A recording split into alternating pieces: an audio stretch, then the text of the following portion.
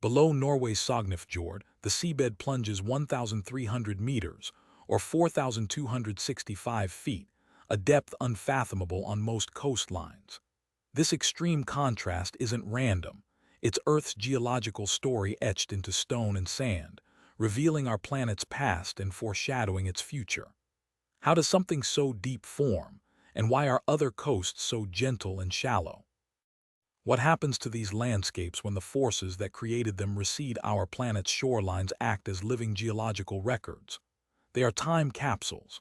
Every dramatic cliff face, every sweeping sandy beach, whispers tales of ancient ice ages, powerful tectonic shifts, and the relentless dance of sediment. You might think of a coastline as a static boundary, but each one is a dynamic document, constantly rewritten by colossal forces. Take the fjord, for example. These long, narrow, deep-sea inlets are unmistakable. Their steep sides and distinctive U-shaped valley cross-sections are clear signatures of one of Earth's most powerful sculptors, glaciers. We see them across high-latitude regions that once held immense ice, from the rugged coasts of Alaska and British Columbia to the dramatic landscapes of Chile and New Zealand. Glacial erosion is the primary mechanism. Imagine a river valley, typically V-shaped. Picture a glacier, miles wide and thousands of feet thick, slowly grinding its way through that valley. This isn't just a slide, it's an active process of destruction and removal. The glacier freezes onto bedrock, pulling away pieces in a process called plucking. Then rocks and debris embedded in the ice act like giant sandpaper, grinding against the bedrock through abrasion. This continuous, slow-motion excavation carves out those iconic U-shaped valleys, over-deepening them far below sea level. When these massive glaciers eventually retreat and melt, the over-deepened valleys become inundated with seawater. That is how the Sognefjord reached its astonishing depth. Many fjords also feature a shallower sill, or shoal, at their mouth. This underwater rise is a common characteristic, formed either by glacial deposits dropped by the retreating ice or by areas of reduced erosion where the glacier's power lessened. It creates a fascinating underwater landscape, a submerged gateway. So we've seen the incredible power of ice. But what about the vast majority of other shorelines? Why are many coasts smooth and sandy, so different from these dramatic, ice-carved giants? The answer lies in a different set of architects and materials. These gentler shores are shaped by the dynamic interplay of waves, ocean currents, and tides. They operate on a scale you might overlook, but their cumulative power is immense. Abundant sediment supply is crucial here. Imagine rivers carrying vast quantities of sand and silt from inland, or coastal erosion continually breaking down softer rock. This material, often originating hundreds of miles away, is the building block. Waves and currents then distribute and reshape it, creating familiar depositional features, expansive beaches you walk on, elongated spits reaching into the sea, and protective barrier islands offshore. These are not carved, they are built. The type of bedrock also dictates a coastline's character. Hard, erosion-resistant rocks like granite or volcanic rock tend to form rugged, steep cliffs and headlands that stand firm against the sea's assault. They are the defiant walls. In contrast, softer, less resistant rocks such as sandstone, shale, or clay erode more quickly. These materials yield to the ocean's forces, creating smoother coastlines and gentle, curving bays. Think of the difference between a rocky outcrop and a soft, yielding clay bank. And then there's the grand influence of Earth's tectonic plates. Our planet's tectonic setting plays a fundamental role in shaping entire continental margins.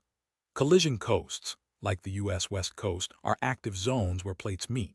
They often exhibit narrow continental shelves and rugged, erosional features pushed up and torn apart by geological stress. The land is actively rising. But on trailing edge coasts, passive margins such as the U.S. East Coast, the story is different. These coasts are typically characterized by wider continental shelves, abundant sediment, and the depositional landforms we just discussed. They are the quiet recipients of geological bounty. We've seen how ice sculpts and how waves build, how rock resists and plates collide.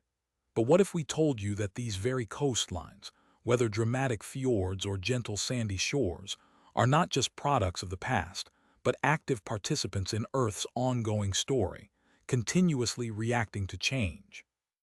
They are, in essence, historical documents whose final chapters are still being written.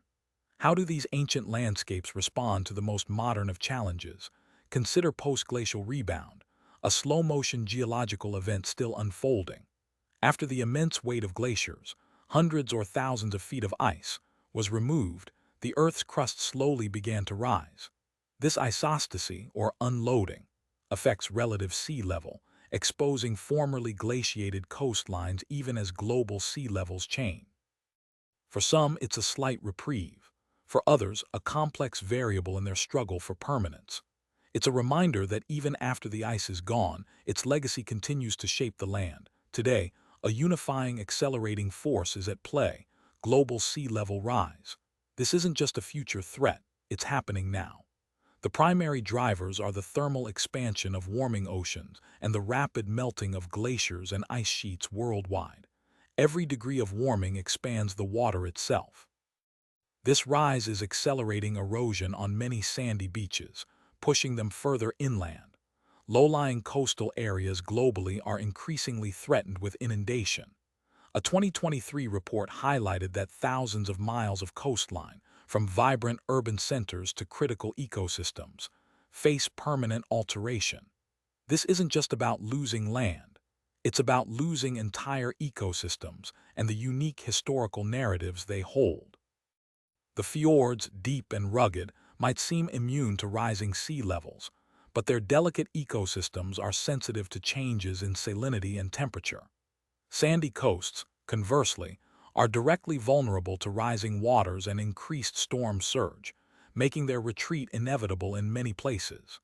Each type of coastline, shaped by ancient forces, faces distinct but equally profound challenges in our warming world. These diverse shorelines, from the dramatic, deep fjords carved by ancient ice to the gentle, expansive sandy beaches built by currents, serve as living geological records. They are coastal time capsules, each feature telling a unique story of Earth's past climate and tectonic activity. But today, they offer more than history. They provide critical insight into their future vulnerabilities. Understanding their formation, from the sheer power of glacial plucking to the delicate balance of sediment deposition, allows us to grasp the magnitude of modern climate change. The Earth's coastlines are not just static boundaries between land and sea.